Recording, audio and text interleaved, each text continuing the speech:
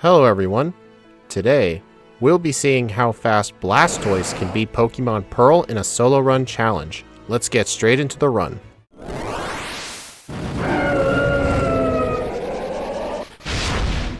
For this week, we're going to be playing Pokemon Pearl. Today, we'll be playing with Blastoise, and then later in the week, we'll be streaming Venusaur, and then a completely random Pokemon that'll be decided on stream.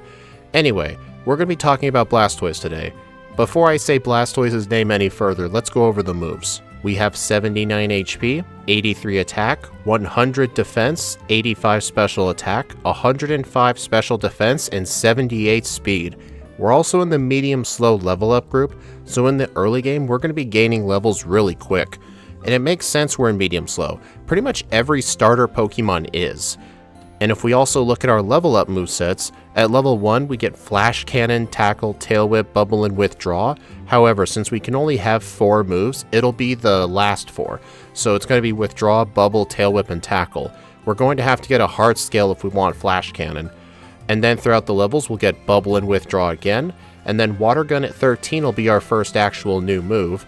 And then we'll get Bite, Rapid Spin, Protect, Water Pulse, Aqua Tail, Skull Bash, Rain Dance, and Hydro Pump. Most of these level up moves aren't really that good. Dark will provide some nice coverage for Fantina, and plus Water Pulse is going to be a pretty great move until we get access to Surf.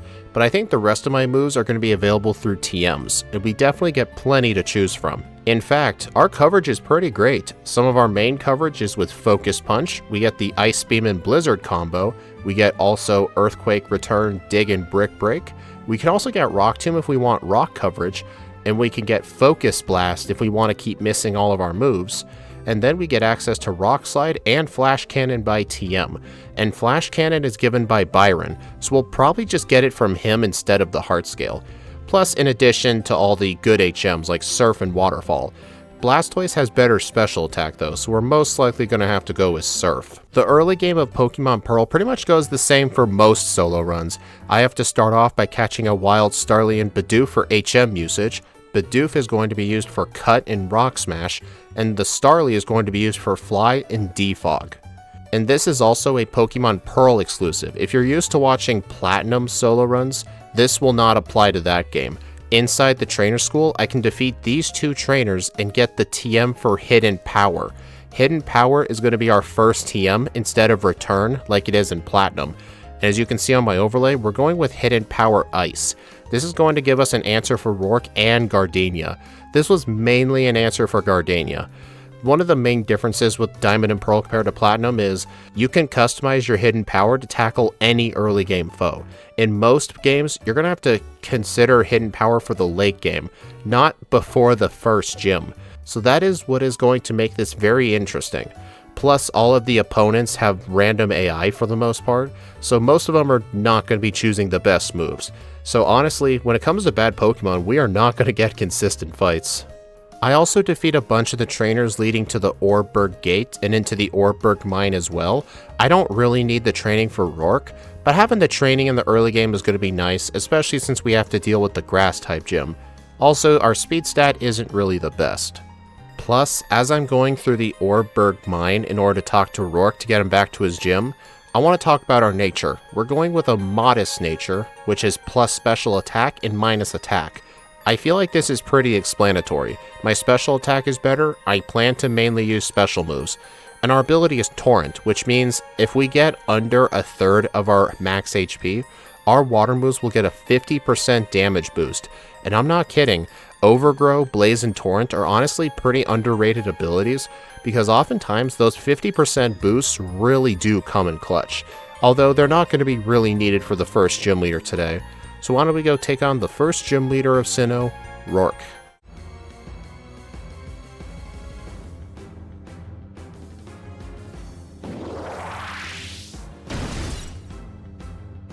Roark leads off with his Geodude. I'm level 15 for this fight. Water Gun is obviously going to one-shot the Geodude. I get to level 16, and now I have the chance to learn Bite, which I am going to learn in the place of Tackle. Then on the Onix, I will go ahead and use Water Gun and one-shot it. That was kind of expected, they're both 4 times weak to water, but not the Cranidos. However, Cranidos has the defense of a piece of paper, and it is also going to be a one-shot, even though it's not 4 times weak. So hey, we get a very easy coal badge. Also, in the Orberg Gate in the basement floor, I'm going to catch myself a Psyduck. What's annoying is that in Platinum version, these Psyduck can spawn on the first floor, but in Diamond and Pearl, they spawn in the basement. So I have to go out of my way to get this. Psyduck is going to be used for Surf, Strength, and Waterfall.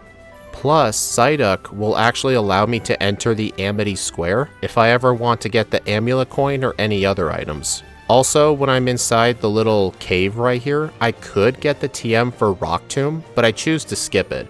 Rock Tomb can help if I don't have a solution to Mars's Zubat, or if I need access to speed control, but I really do not need it, so I just skipped it. In fact, I don't even need it for Mars. I can use Hidden Power Ice to one-shot the Zubat, then on the Perugly, due to the trainers having random AI, she's not guaranteed to go for turn 1 Fake Out, but she ended up doing it anyway. She's only going to choose between Scratch and Feint Attack.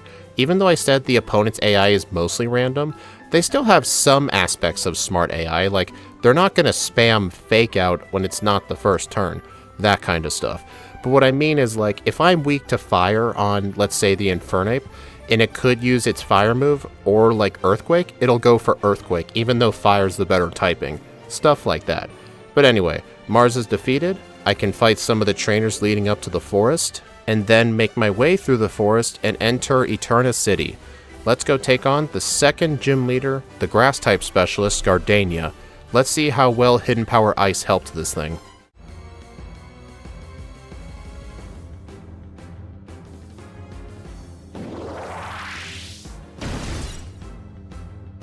Gardenia leads off with a Cherubi. She does not lead with Turtwig in this game.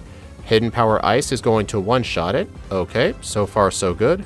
Next up is her Turtwig. She sends it out second in this game. Hidden Power Ice will one-shot the Turtwig as well. Then on the Roserade, let's see how it goes. I barely outspeed it by 4 points. In Hidden Power Ice one-shots because of a crit. I'm pretty confident that crit actually mattered. But hey, another one-shot sweep, I'll take it.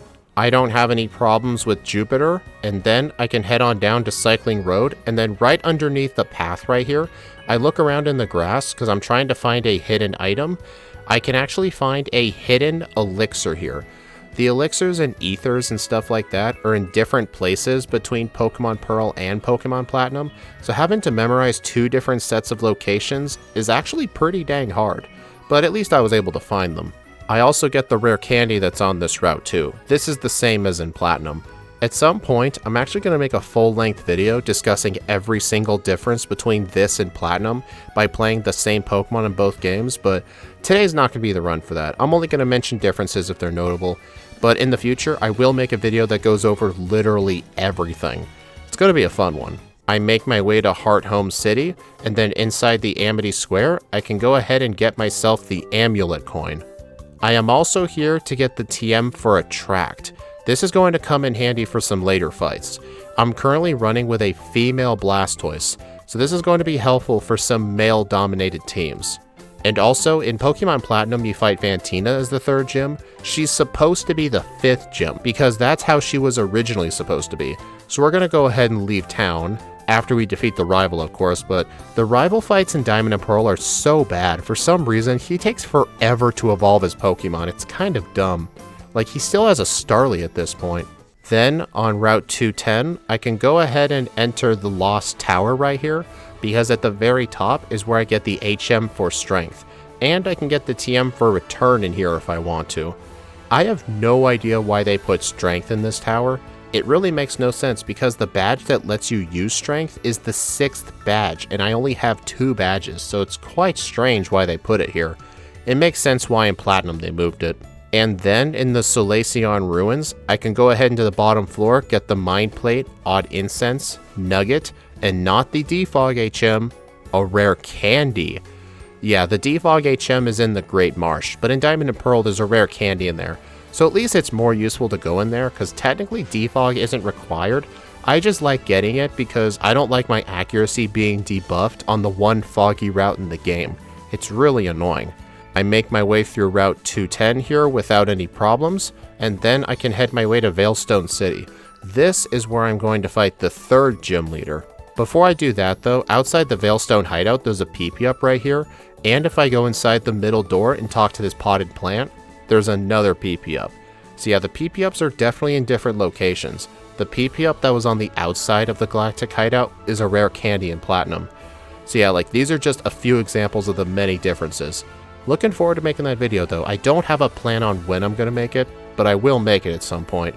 Anyway, let's go take on Maylene.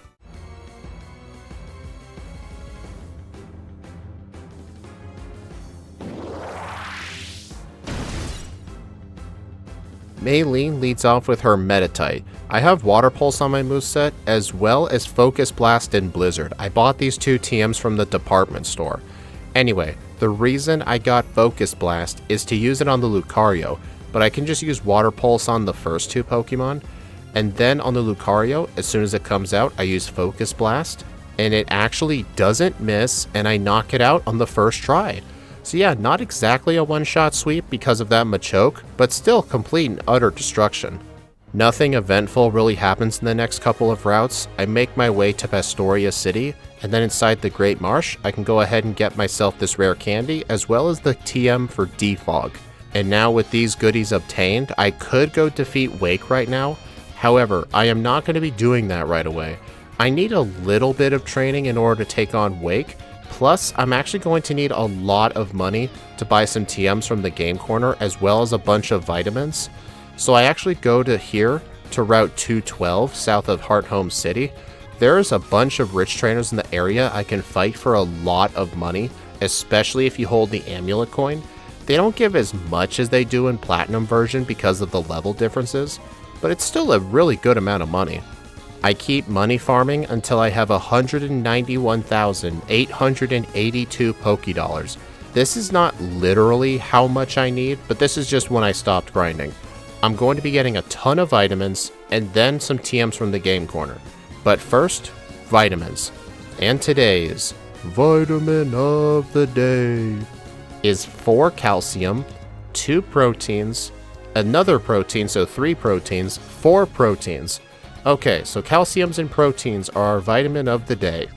Because special attack is all we're going to be attacking with, and I guess the proteins were just because I may end up using return later for some damage, but I'm not really sure why I bought those, to be honest.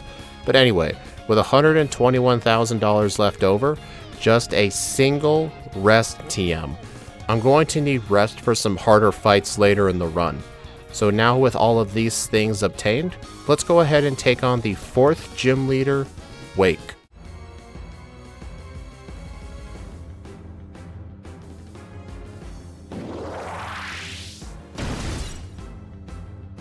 He leads off with his Gyarados, which sets up Intimidate, but that doesn't matter to me. I missed my first Blizzard, but then the second Blizzard hits, doing more than half.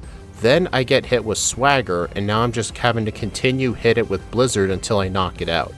Next up is the Quagsire. The Quagsire is basically just going to go down to Water Pulse because this thing does not have Water Absorb, thankfully. And then last up on is Floatzel. I use Focus Blast on it, and because of its very low special defense, I am able to one-shot. Alrighty, we've got 4 badges down, we got 4 more to go. And getting the 5th badge involves me going all the way to Celestic Town and getting the HM for Surf. I teach this to my Blastoise right away, and then I go inside this house right here to get the choice specs, but I talk to him a bit too early in the day, and I end up getting the Wise Glasses. I can always just come back later to get the choice specs, but I just equip the Wise Glasses for now. What the Wise Glasses does is it gives you a 10% boost in damage with all special moves. So who knows, this will still probably be useful. And now, before I can even use Surf, I need to go defeat Fantina as the 5th gym leader. So let's do this thing.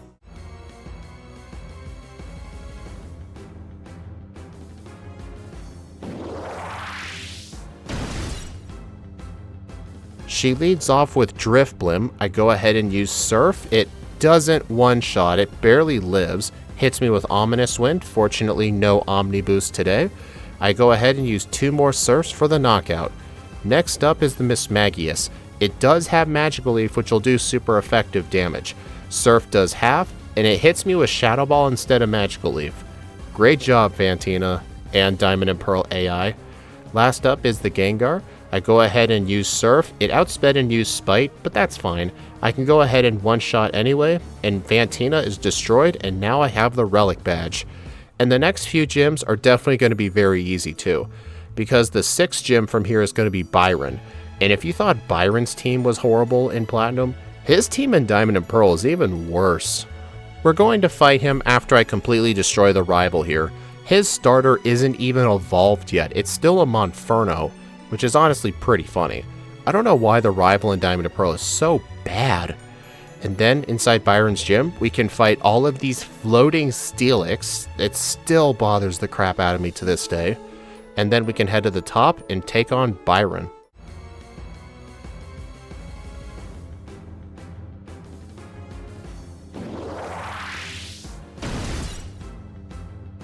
Byron leads off with a Bronzor. It is a very annoying Pokemon. I go ahead and use Surf, it lives in red health, hits me with Confuse Ray, I hit myself, and then I snap out, hit it with Surf, and it uses Extra Sensory. Thankfully it did not use Hypnosis. Fun fact, in Diamond and Pearl only, Hypnosis is 70% accurate. They changed it in Platinum. Then the Steelix is one-shot with Surf. And now for the Bastiodon. This thing has all special moves, even though it's supposed to be a physical attacker. So yeah, this thing is just downright horrible. I probably should have used Focus Blast just to flex on it, but I'd rather not get a miss. So I go ahead and just take my 6th badge. I also get the TM for Flash Cannon here, which Blastoise actually can learn. With Byron defeated, I fly back to Celestic Town, and I am able to get the choice specs, so I will use these later. And then I take out Saturn and Mars in the 2 lakes, and then I can head my way through Mount Coronet and all the way up to Snow Point City. And then inside the Snow Point Center, I go ahead and teach Flash Cannon in the place of Blizzard. My overlay says Hydro Pump, but sometimes the overlay just bugs out when teaching moves. It'll revert back to normal. Anyway, the reason I taught Flash Cannon is just for super effective damage on the Abomasnow. So let's go ahead and take on Candice and her Abomasnow.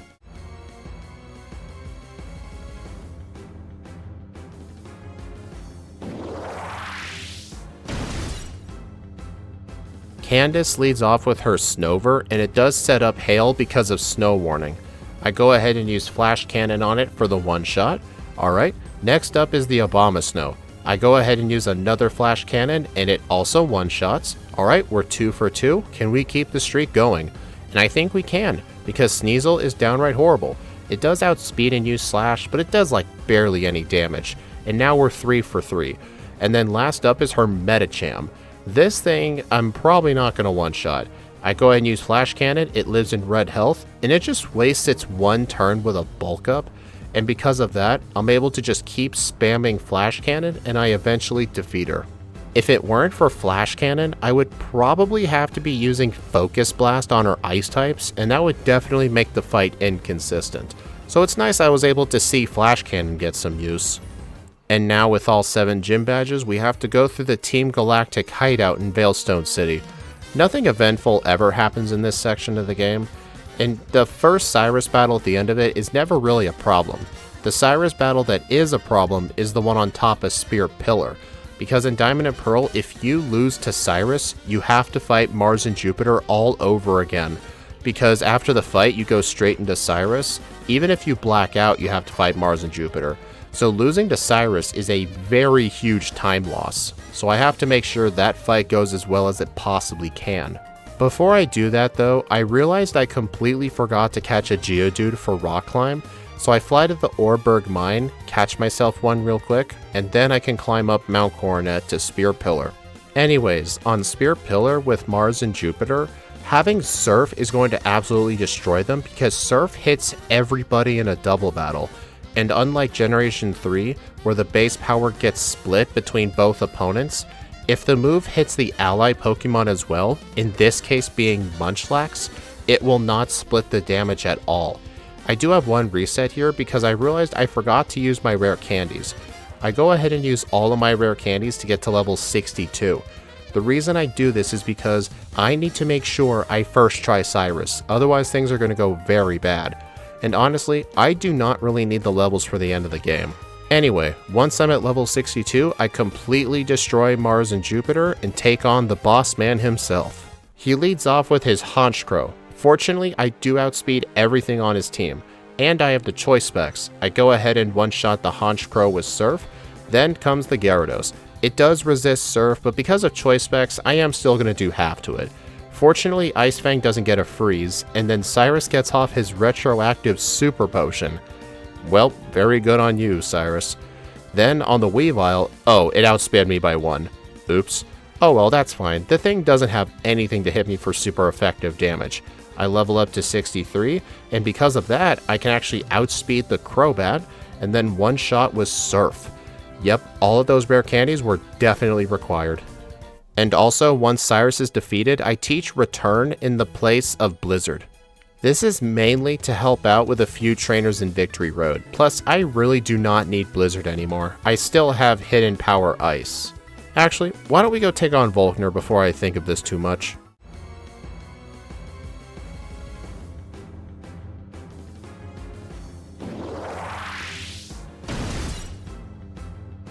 Volkner leads off with his Raichu.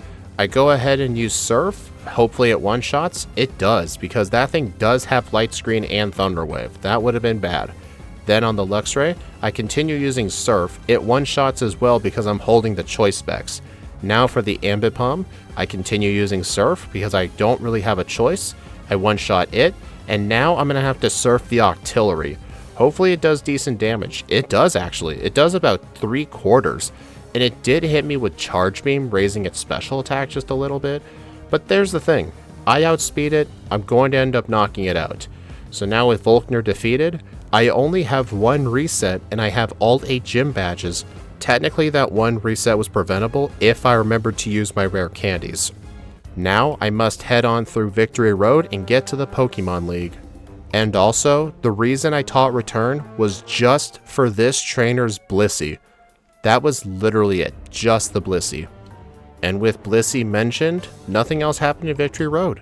I enter the Pokemon League, heal up my Pokemon, buy a bunch of full restores, and before I take on the final 5 trainers, I have to take on the rival. And even though the rival generally sucks in this game, his team in Pokemon League at least is the same as his Platinum team. However, the difference is, it's Pokemon Pearl AI, so he's going to attack random. I one-shot his Staraptor. I still have choice specs. Let's see if I can keep up the one-shot sweep.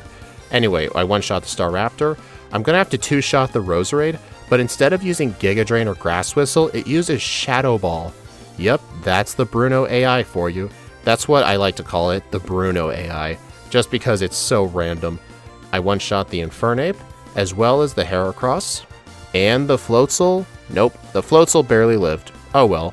And now comes the Snorlax. This thing is probably going to take like 3 Surfs, I think. Or maybe not.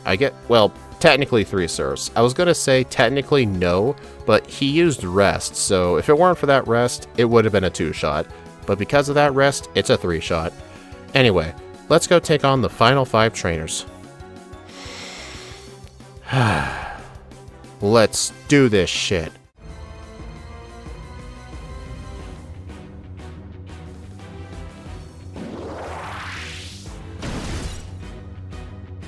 The first member of the Diamond and Pearl Elite Four is Aaron. He leads off with his Dustox. I still have the choice specs equipped for this fight. Surf is going to one-shot the Dustox, the Beautyfly, the Heracross, the Vespiquen, and the Drapion. Complete destruction. Next up is the Ground-type Elite Four member, Bertha.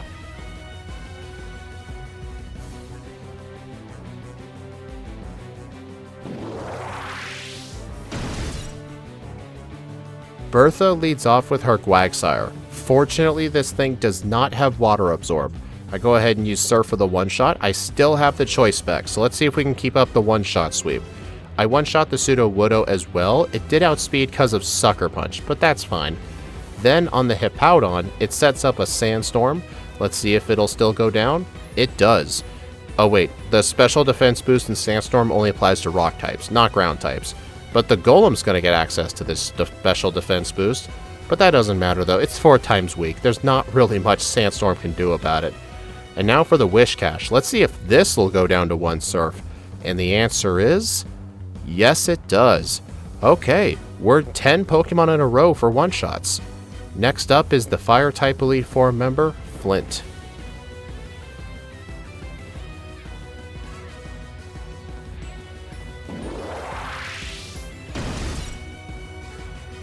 If this was Pokemon Platinum, he'd be an absolute joke.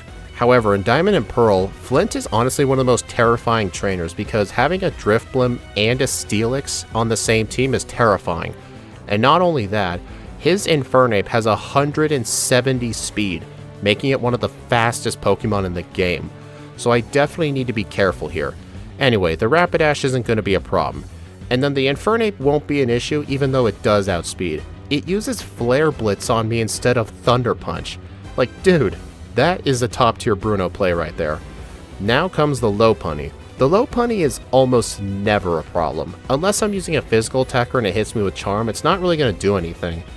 Then on the Steelix, normally it's only a problem if I don't have a move that's weak to it, but I have Surf, so that's fine. Then on the Drifblim, I am able to take it down so it can't use any ominous wins or minimizes. Alright, we're still doing great on our one-shot sweeps. Next up is the Psychic-type Elite Four member, Lucian.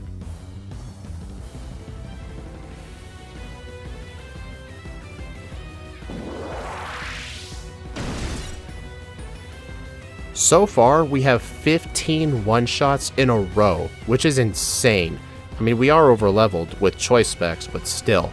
Oh, darn, Mr. Mime actually lived. Well, rip, that's the end of the one-shot sweep. Darn. Oh well, though. I do end up one-shotting it on the next Surf, so it must have been arranged. Then is the Medicham.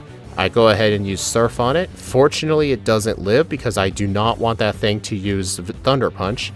Then the Alakazam actually is smart for once. It goes for Energy Ball, but I end up living at 25 HP. And now guess what? I'm locked into Surf, right? I'm in Torrent range now. So now, on top of Choice Specs and Stab, Surf is also getting a 50% damage boost because of Torrent. And that is just going to completely make a mockery of this guy's entire party. Oh man, that was just awesome. Now, we've got to take on the champion of Sinnoh, Cynthia. Let's go ahead and finish this run.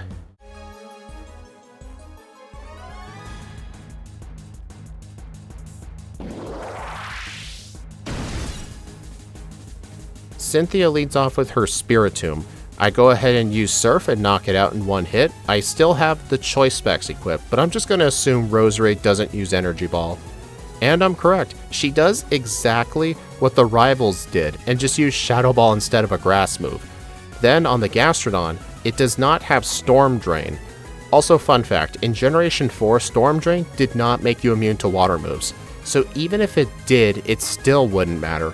I am able to knock it out in 2 Surfs though, because that thing has decent special defense and HP. Then on the Lucario, that thing has the defense of a piece of paper, so I can go ahead and defeat that. I get to level 72. Now for the Garchomp. It is going to deal neutral damage, and it does outspeed me, but it uses Brick Break instead of his more powerful Earthquake. However though, Surf actually did less than half, but that's fine though, because I end up getting knocked into Torrent range, and I'm able to knock it out. And now for the Milotic. This is going to be bad, because if that thing uses Mirror Coat at any time, it's going to absolutely murder me, which it ends up doing, and besides Spear Pillar, I get my very first reset in the run. Darn, yeah, choice specs are definitely not the answer for this fight. Yet I choose to come back into this fight with choice specs anyway.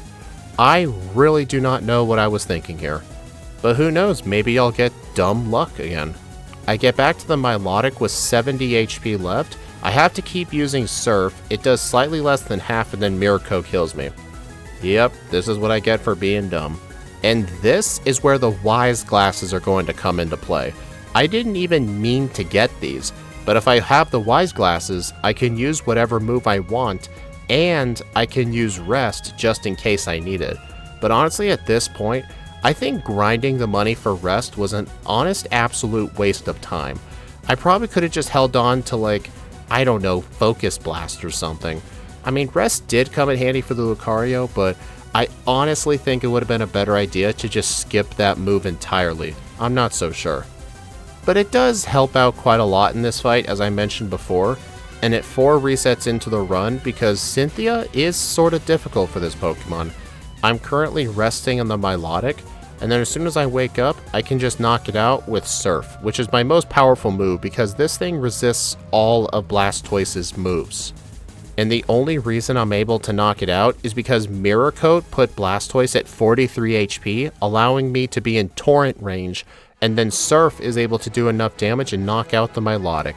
Blastoise clocks in with a time of 2 hours, 8 minutes, and 33 seconds, with 4 resets at level 72, and a game time at the Hall of Fame of 6 hours and 5 minutes. This Pokemon completely destroyed the game. Those resets at Cynthia and the 1 reset on Spear Pillar was honestly because of complete player error. I really do not think rest is truly needed for this fight. I'm thinking maybe what I could do is have some sort of move that could knock out the Milotic much easier. I don't really know what that strat would be, but if I ever do a second playthrough of this, which I might at some point, I'll definitely need to think of a better solution for Cynthia. But hey, 2 hours and 8 minutes is really good. However though, this was on 3 times game speed. I have since moved on to 4 times speed for all my playthroughs. The leaderboards did get adjusted though, so this time I'm going to show you is the newly adjusted time. Blastoise's actual real time is 1 hour 47 minutes and 8 seconds. This puts it in 3rd place actually. It puts it a couple minutes ahead of Charizard, but sadly behind Empoleon by like 6 minutes. And that's because Empoleon gets Swords Dance at level 11, which is straight up insane. And then Gengar is right ahead of it. Honestly, Gengar had a super lucky run, because it should have gotten a lot more than 6 resets, but fortunately I didn't have to really worry about that. But 3rd place on the leaderboard is still quite an accomplishment. Plus, later in the week, we'll be doing Pokemon Pearl with a random Pokemon, and then on Friday, we'll be doing Pokemon Pearl with Venusaur. Anyway, I hope y'all enjoyed the video. Please like, comment, and subscribe if you want to see more, and be sure to follow me on my socials or support me through YouTube memberships. YouTube members get access to these videos early, and the patch files for all the backported Pokemon we do on streams. I will see you all in the next video.